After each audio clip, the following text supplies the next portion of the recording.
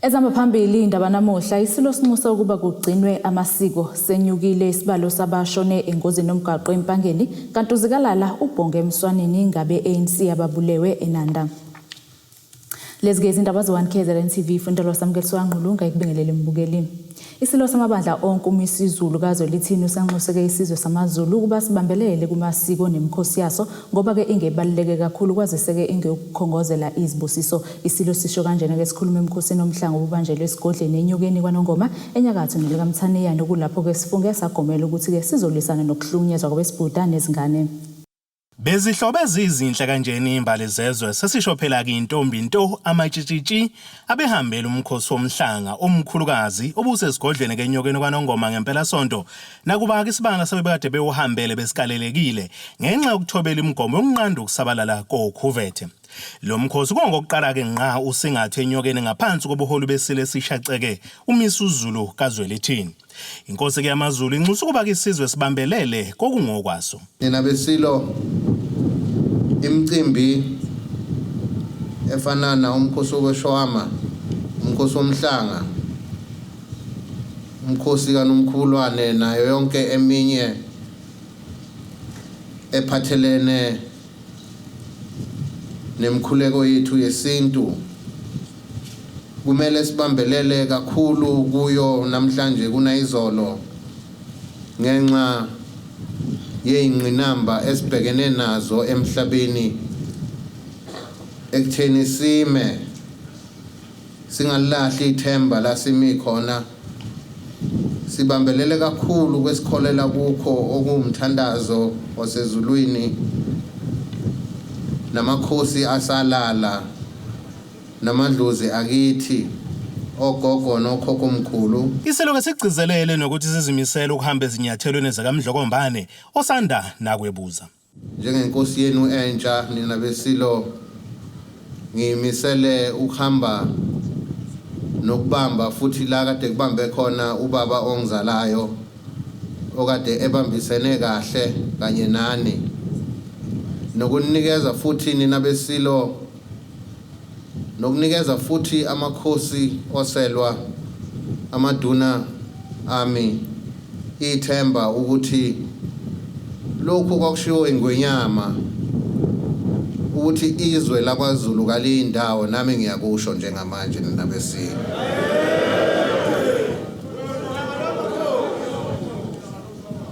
Ukuqhubeka futhi nina besilo kukho lokho zizongivumela izinduna ubayede kuphinde wagxeka ukuhlukunyezwa kwabesibhuda kanjalo ke nezingane. Ukuya ezimbalini zami ngicela ukuthi ngoba sengivala nje nina besilo ukulawula nokucela futhi esinye isicelo ebuthweni lami nakubantu besilisa kwaZulu nase South Africa yonkana ukuhlukunyezwa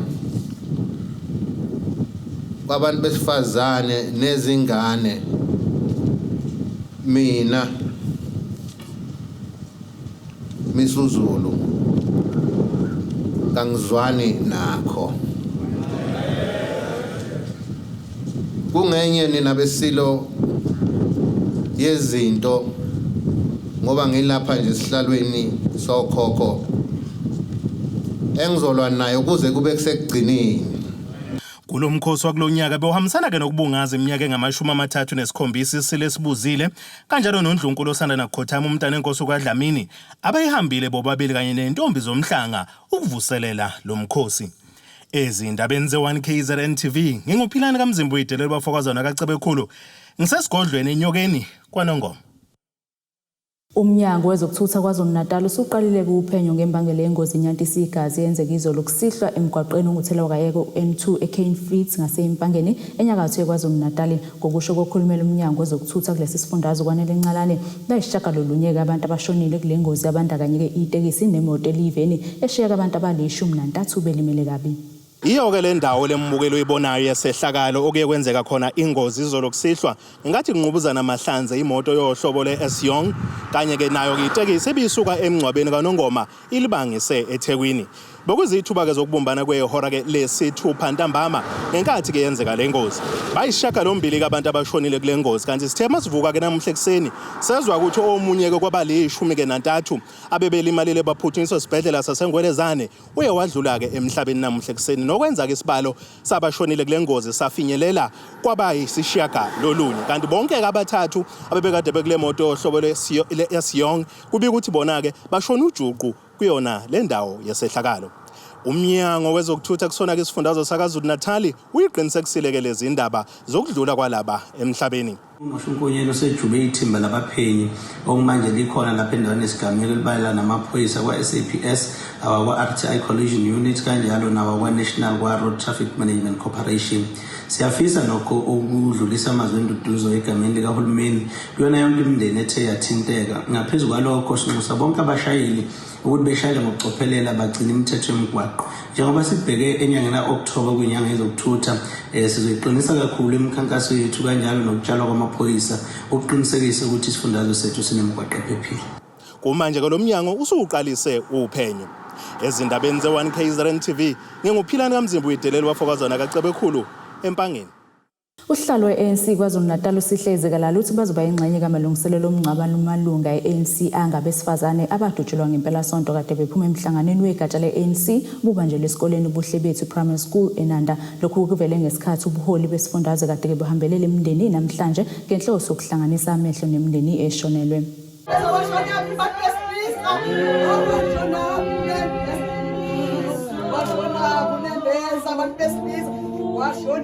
Kuqhuma isililo ngesikhathi abaholi be-ANC kwisifunda iThekwini kanye nabaholi besifundazwe behambele umndeni wakaDlamini iwajile kanjalo nakwaShange ukuyokhalisana nemindeni eshonelwe ngomgqibelo ngesikhathi bephuma emhlanganweni wokukhetha igama lomuntu ozomela i-ANC kwesobukhansela kaWard 54 ongaphansi kamasipala weThekwini.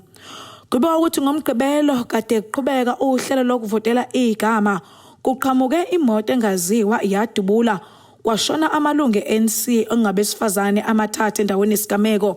Abanye abane besifazane bathola ukulimala kanye noyedwa wesilisa.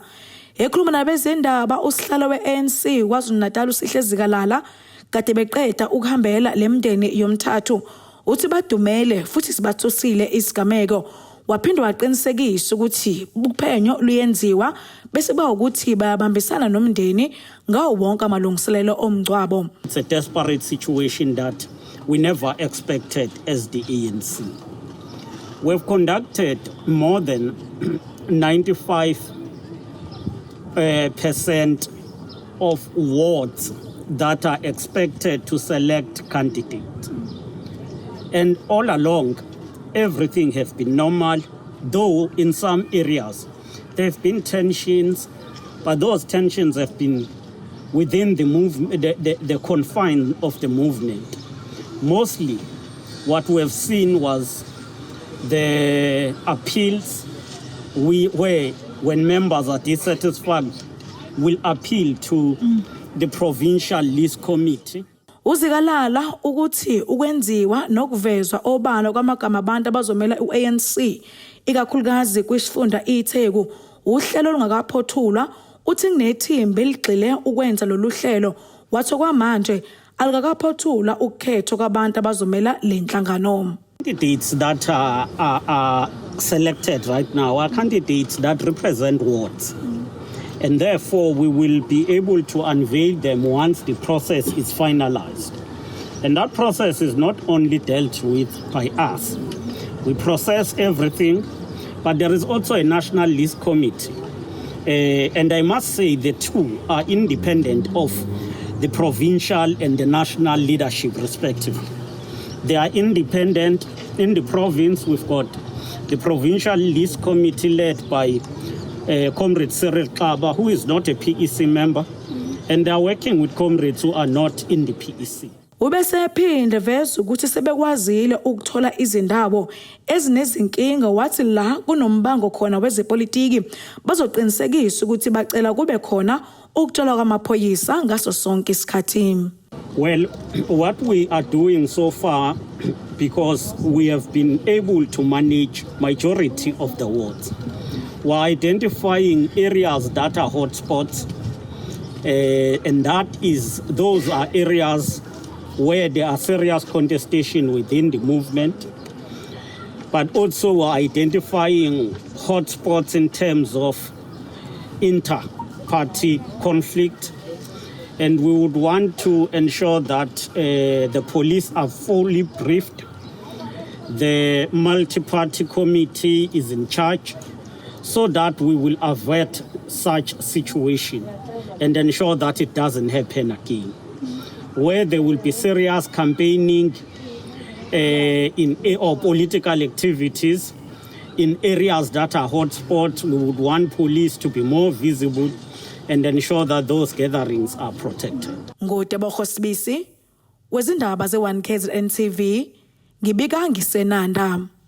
Okhulumela amaphoyisa ngaphansi kwesifundo King uKapteni Siyanda Shangaso sesiqinisekisile isigameko sokushona komfundi igama lakhe uNkosinathi Phethi Zondo oneminyaka engama-21 ubudala. Lo mfundi kokubuka ukuthi kumenze kade ebhukuda endaweni yokubhukuda iswimming pool ngolwesemzini engaphakathi kwesikhungo semfundo ephakeme uNgoye kwadlangezwa. Ushangase ukuthi amaphoyisa asemthunzini avule idokodo ukuphenyeka imbangela engaholela ukuthi ke ashone. Okhulumela inyuvesi kwaZulu uNgoye ugcina Nhleko Mdluli uthi ke namanje basashaqekile ngokushona komfundi uNkosinathi Phethi Zondo omenze kade ebhukuda kwi-swimming pool engaphakathi kulesikhungo sasongoye esikadlangezwa. Lo mfundi ke kuthiwa ubenza izifundo zobuthishela ubeneminyaka engama-21 ubudala. Nhleko Mdluli uthi ke lesi akusho isigameko sokuqala kodwa ke ziningi esezenzeke ngaphambilini. Uthi ke benze ngokusemandleni ukuqinisekisa ukuphepha kule ndawo. Thanda ukusho njengesikhungo ngoba siyaqonda ukuthi amanzi ayinto abucayi. Kuyaye ukuthi uma abafundi mhlawumbe bezokwenza ama-practicals noma kunemicimbi esemthethweni kube khona ama-divers okuyiwona asuke ebagadile. Kube yishwa-ke ukuthi esigamekweni sayizolo abantwana nje bavukwe ukudlala bangena kule ndawo ngendlela engekho emthethweni okungaphelanga-ke kahle. Sidlulisa amazwi enduduzo emndenini womfundi nakubo bonke ade besondelene naye futhi sigqugquzele ukuthi abafundi abacophelele ngaso sonke isikhathi. Okhulumela amaphoyisa ngaphansi kwesifundo King uKapteni Siyanda Shangase usiqinisekisile lesi sigameko wathi amaphoyisa asemthunzini avule idokodo ukuphenya imbangela yokufa. On behalf of amaphoyisa ase King District singaqinisekisa ukushona komfundi umenzile eswimming pool yase University of Zululand uNkosinathi Phethi Zondo oneminyaka ewu-21. Umngane wakhe umfanelo Ntando Hlongwane uthi bebehlezi behlalele nje e-university base bevumelana ukuthi bazohamba beyobhukuda. Bathe mase behamba beyobhukuda bafike babhukuda kanti umngane wakhe uzohluleka ukubhukuda. Waminza washona khona lapho ku-swimming pool ese-University of Zululand. Bazamile ukumlekelela kwasho nabo bayahluleka kwaze wafika lesikhathi lesilashona khona.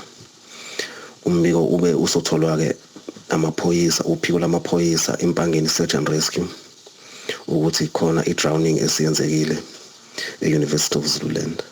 Bathe mabefika e-University of Zululand umzimba amufi watholakala ngasohlangothini lolu olushonayo le-swimming pool. Babe sebemkhipha-ke livuliwe-ke icala i-inquest docket ezophenywa umthunzini SAPS. Bukeleka sibheke engosini yezomnotho.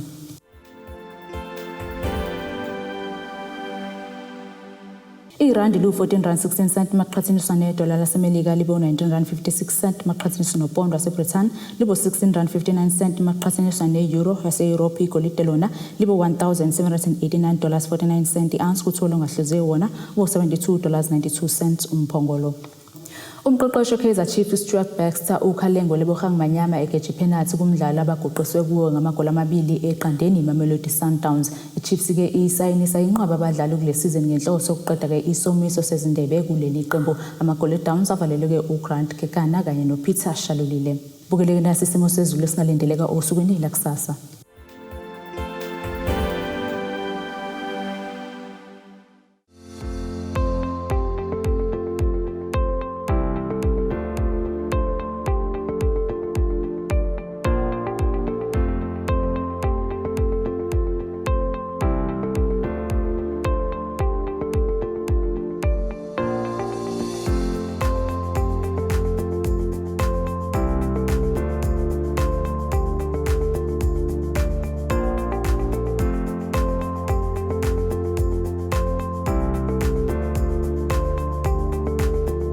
Bukeleke ilezi besikuphathele zona osukwini namhlanje mina nawe sihlangane kusasa futhi ngasesikhathi esifanayo ngenifisela ubusuku obuhle.